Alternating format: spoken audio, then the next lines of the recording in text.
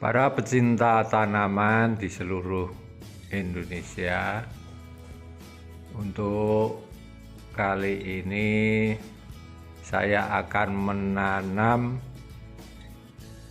bonggol tanpa akar ya teman-teman, menggunakan pasir.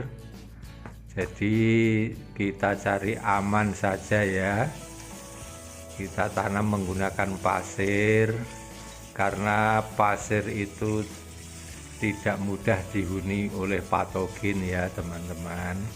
Jadi para pemula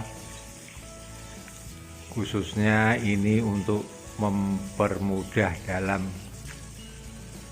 penumbuhan akar baru dari batang yang belum punya akar, nanti bisa kita tanam pakai pasir ya teman-teman.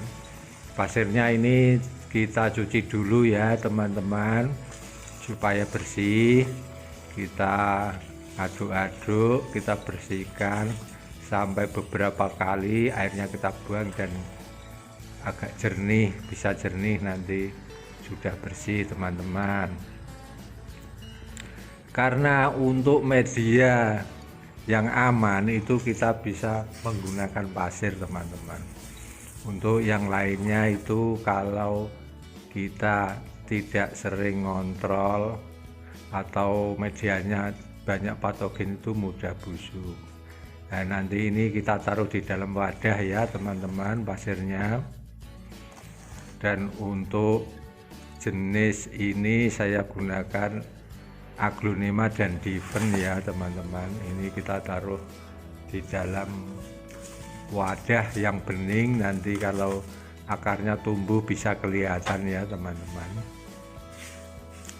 Dan untuk penanamannya nanti kita kasih air dan kita tuntaskan, kita tiriskan sampai airnya tidak penuh, kita tiriskan nanti ya setelah kita tanam.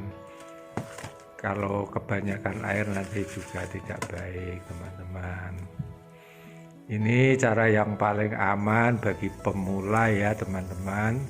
Kalau bagi yang profesional ya biasa-biasa saja, tapi untuk pemula ini kan baru belajar, jadi ya pengen tahulah hasilnya nanti kalau tanam bonggol tanpa akar bisa tumbuh enggak.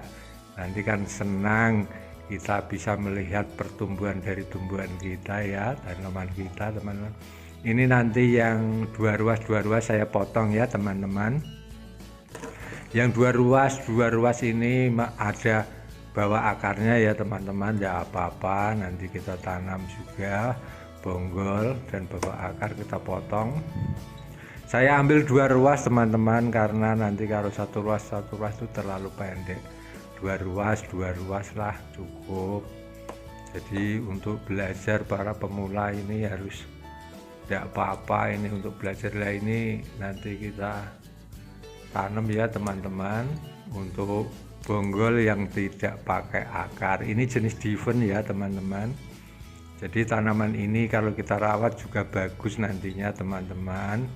Tidak apa-apa, semua tanaman itu bagus, jangan dikasta-kastakan, tidak apa-apa. Nanti ini yang mahal ini tidak semuanya bagus kalau kita rawat dan kita pelihara ya teman-teman. Karena untuk memperbanyak aglonema itu banyak jenisnya loh teman-teman, berbagai macam dan ragam.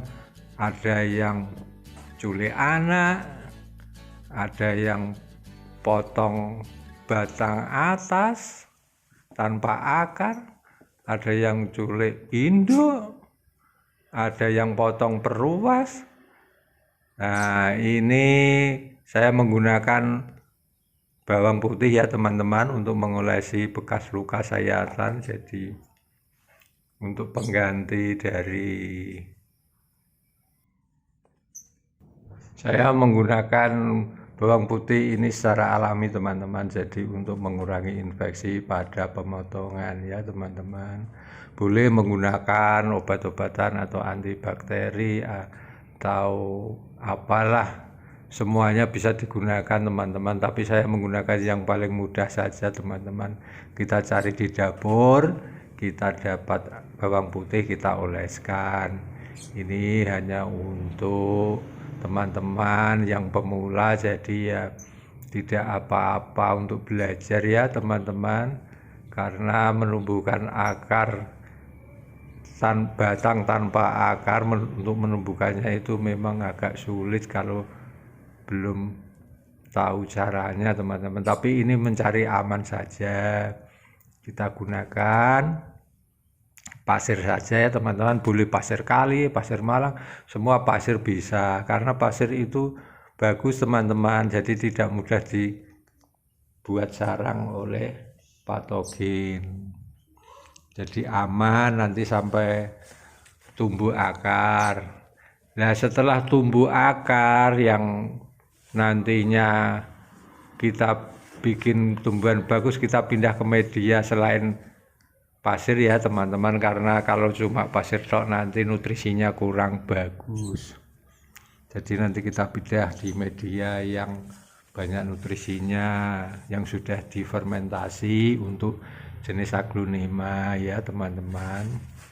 Karena untuk memperindah dan mempercantik tanaman itu kita butuh nutrisi, juga butuh penyinaran, butuh air yang cukup, dan sirkulasi udara yang bagus ya teman-teman.